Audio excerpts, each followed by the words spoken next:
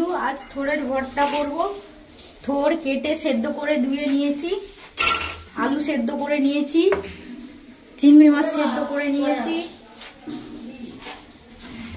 থোড়টা সেদ্ধ করে নিয়েছি, আলু সেদ্ধ করেছি, চিংড়ি মাছ করেছি, পেঁয়াজ কুচিয়ে নিয়েছি, টমেটো কুচিয়ে নিয়েছি। তেলটা গরম হয়ে গেছে, পেঁয়াজটা দিয়ে দিলাম,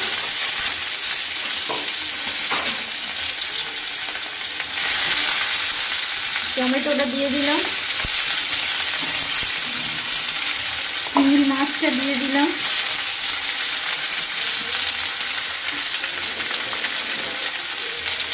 ভালো করে ভেজে নেবো, নাড়াচাড়া করে নেবো ভালো করে।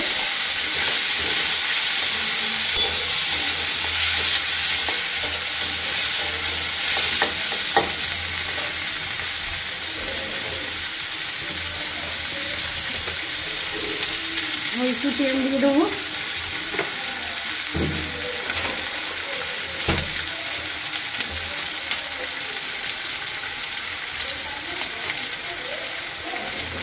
দুটো কাঁচা লঙ্কা দিয়ে দিলাম চিড়ে,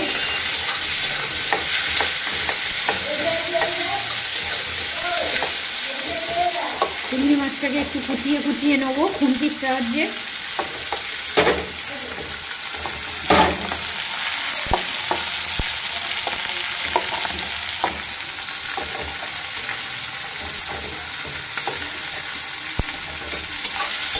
এই ভর্তাটা একবার বানিয়ে খাবেন, এই ভর্তাটা এত ভালো এক থালা ভাত মিনিটের মধ্যেই উঠে যাবে।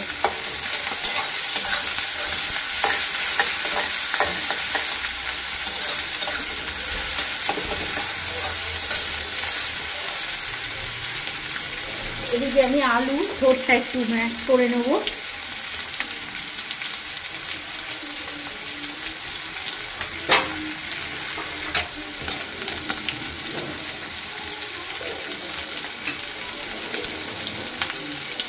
থোড়টা দিয়ে দেবো সেদ্ধ করা, চটকে নেবো একটু হাতের সাহায্যে।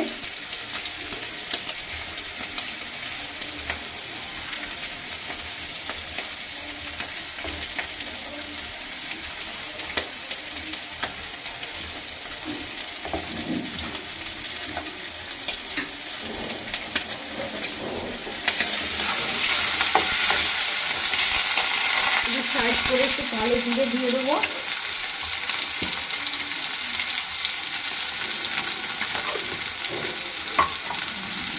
রসুন দিয়ে দেবো একটু, রসুন কুচিয়ে রেখেছিলাম, ভালো করে ভেজে নেব।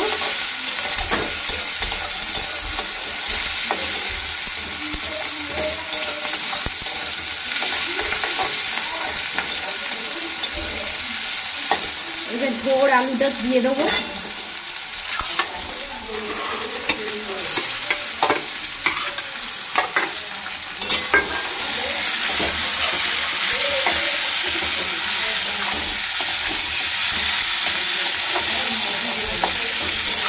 কড়া মোটা দিয়ে এরকম ভর্তা করবেন, খুব ভালো খেতে লাগে, একবার ট্রাই করে দেখুন।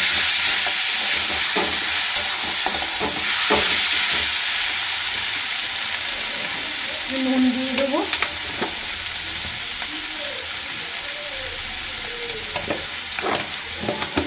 লঙ্কার গুঁড়ো দিয়ে দেবো, আমরা একটু লঙ্কা খাই একটু বেশি, আপনারা যেরকম খাবেন সেরকমই দেবেন।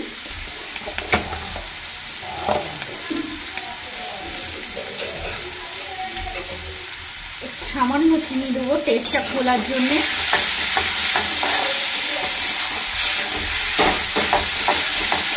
ভাজা ভাজা করে নেব,